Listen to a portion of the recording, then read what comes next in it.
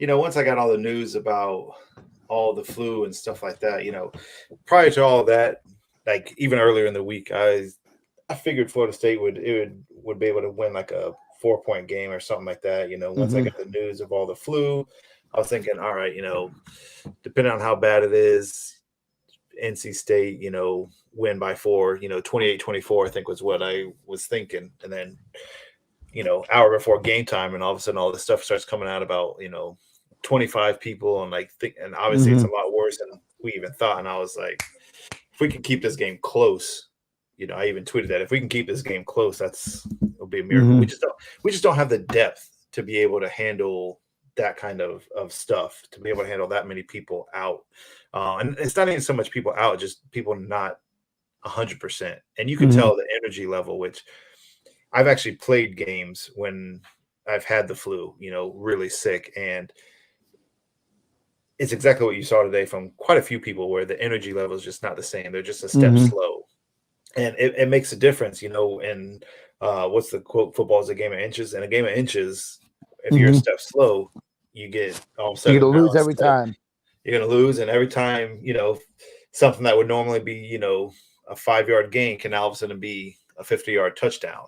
And, Mm-hmm. but even still, even with all of that, I still think if Jordan Travis plays and our offense is, we're able to run our offense, it's a different game. I don't think they're able to control the clock and keep our defense out there so long. Mm-hmm. And I think we have a very good chance of winning if Jordan Travis plays. Everything else stays the same if Jordan Travis plays, which I don't know. To me, that says a lot about how far this team has come, but still says a lot about how far we have to go, if that makes sense. No, for sure. I thought that this game was winnable coming in. One of my concerns that I talked about on the Hear the Spirit podcast was, I felt that Florida State was going to be vulnerable against Leary in the passing attack. I thought that Florida State would do a pretty good job of shutting down the run game. I thought they would, do enough there. But I think Leary's a good quarterback. He's had a really solid season. And I thought that was going to give FSU troubles. And if you look at the game, it did.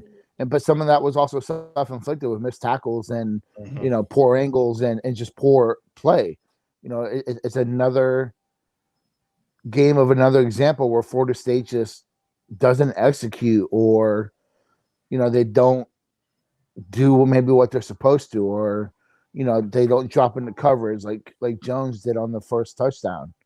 Yeah. There's miscommunication.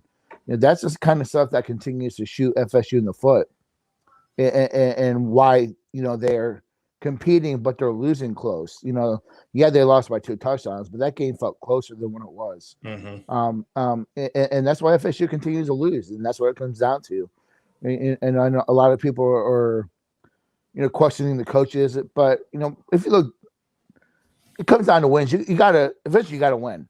You can only Right. talk about improvements for so long, but as you said, Steve, this isn't a deep team. This is a team that is, has a good first 22, first 30, first 32 maybe.